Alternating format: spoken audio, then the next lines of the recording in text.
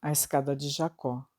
Livro psicografado por Carlos Antônio Bacelli, pelo Espírito Inácio Ferreira. Capítulo 32. Guiados por Eupídio, demos início à nossa excursão ao domínio das trevas, com a finalidade de observar a ação do tráfico de drogas no submundo da vida além da morte. Com a necessária cautela e a possível discrição, começamos a caminhar em direção à crosta, sempre descendo à medida que seguíamos à frente. Impossível descrever com detalhes tudo o que íamos nos deparando, pois, confesso, nem mesmo quando encarnado jamais tivera oportunidade de visitar qualquer região semelhante. O terreno se tornava cada vez mais acidentado e inacessível. Urubus se agrupavam sob montões de lixo e outras aves vulturinas, cuja espécie não me foi possível identificar, disputavam entre si restos de alimentos deteriorados. No percurso, deparamo-nos com o espírito de uma mulher que me causou extrema piedade. Perambulando com várias receitas médicas na mão, interpelou-nos com voz cadenciada. Por caridade, um dinheiro para comprar remédios para minha cabeça. Eu sou epilética e não posso trabalhar. Por caridade, um dinheiro. Endereçando-lhes algumas palavras de reconforto, Odilon prometeu que, assim que possível, providenciaria para a irmã infeliz receber o tratamento necessário. Eu já estou me tratando, respondeu.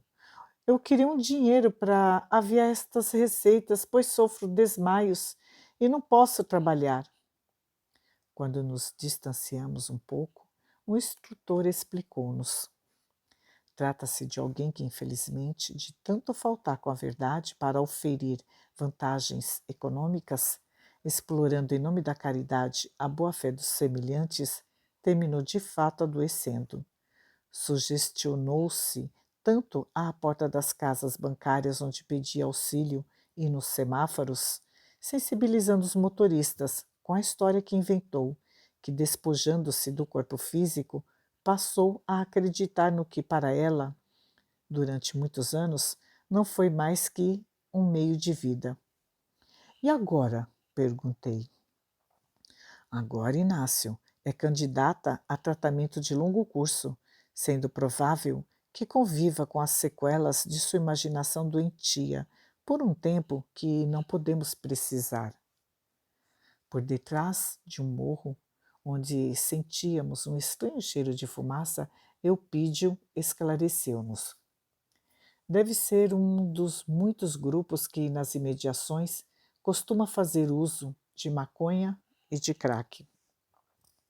Caminhando mais um pouco, defrontamo-nos com um grupo de 7 entidades que mal deram pela nossa presença, tal estado de alienação em que se encontravam 4 rapazes e 3 mulheres mais maduras manipulavam cachimbos improvisados e soltavam bafuradas, pronunciando, semi-sonolentos, palavras desconexas. É o mais barato, cara. Estou flutuando. Vejo anjos à minha volta. Está tudo solto e leve. Estou pirando, dizia um dos jovens, que certamente se vitimara por overdose. É um transe legal, emendava a que me parecia a líder do grupo, incentivando os demais. A droga é uma iniciação. Tudo que é proibido é bom, coca fresca, sem grilos. Preciso conseguir mais, ainda hoje, pô. Um deles, ao nos avistar, aproximou-se, cambaleante, com o nariz sangrando. Olhem a turma de volta, disse, tentando chamar a nossa atenção dos companheiros e confundindo-nos com fornecedores. Dinheiro não temos, mas podemos negociar o que vocês curtem. Topamos qualquer parada e estamos afim. Meu Deus, exclamei de lábios cerrados, profundamente consternado. Quantos jovens em situação idêntica devem existir por aqui? Que noção eles possuem da vida? Será que eles não percebem que são imortais? Por quanto tempo haverão de continuar assim? Por onde andarão os responsáveis por eles? Inútil, no momento, qualquer tentativa de socorrê-los, pois se quiséssemos ajudá-los, praticamente teríamos que conduzi-los à força para o hospital. E depois, onde haveríamos de colocá-los se não contávamos com uma vaga sequer? Como haveríamos de recolher toda aquela gente? Não se angustie, Inácio. Socorreu-me Odilon. A misericórdia divina permanece atenta, e para cada um de nossos irmãos chegará o instante de mudar. O amparo de que nos revelamos necessitados sempre nos encontra o caminho. Infelizmente, o cálice em que eles continuam sorvendo o embriagante licor da ilusão ainda não transbordou. Enveredando por uma trilha entre saliências rochosas, sem que, em toda a trajetória, sequer nos deparássemos com uma única flor, Eupídio recomendou-nos absoluto silêncio. À nossa frente, a boca de uma caverna se escancarava e, observando-se por dentro, não havia nenhuma sentinela a postos. Convidou-nos a entrar. O que vimos, então, foi de causar náuseas. Numa espécie de amplo e penumbroso salão, uma verdadeira festa de embalo, onde estava acontecendo. Eram dezenas de entidades, em meio à sufocante fumaça, sacudindo o corpo quais espectros, ao som de uma música estridente que me feria os ouvidos. Quase todos, homens e mulheres de todas as idades, estavam nus e simulavam atos libidinosos. Seria aquilo uma dessas boates que dizem existir na Terra? Não era possível. Esgueirando-nos rente à parede rochosa, quando olhei para cima, exatamente sob a minha cabeça, pude ler a inscrição esculpida na pedra: Sodoma e Gomorra. Poupe-me, prezados leitores, de informações mais próximas da realidade, mesmo porque não desejo criar-lhes qualquer espécie de vínculo mental com os quadros que presenciávamos. O nosso intuito, guiados por Eupídio, era o de atravessar o salão e seguir por um corredor que, segundo ele, nos levaria a uma espécie de depósito, no qual os traficantes se abasteciam. Ali, qualquer reação de nossa parte seria no mínimo imprudente. Aquele local era uma pequena comunidade e, de acordo com o destemido policial que nos acompanhava, constituía-se de aproximadamente 10.000 espíritos, que se espalhavam pelas imediações. O número de habitantes de toda a região era quase de 50.000. E pasmem, todos vivendo em função do prazer, resumindo-se em antigo slogan: sexo, droga e rock and roll.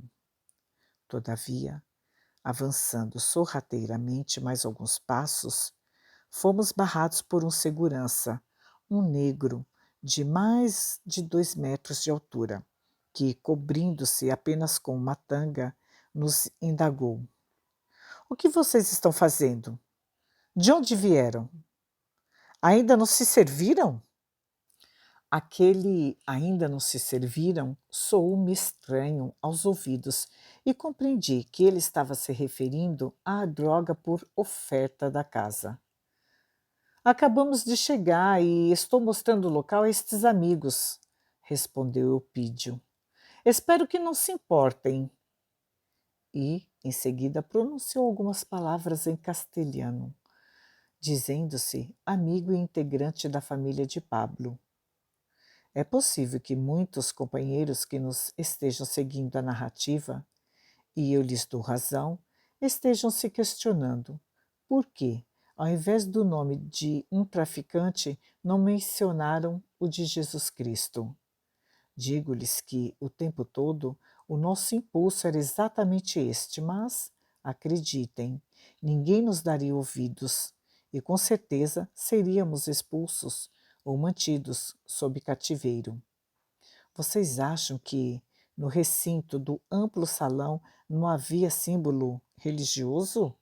Havia sim, uma enorme cruz talhada em madeira que, talvez este não seja o termo correto, ironizava com sarcasmo a figura do Cristo.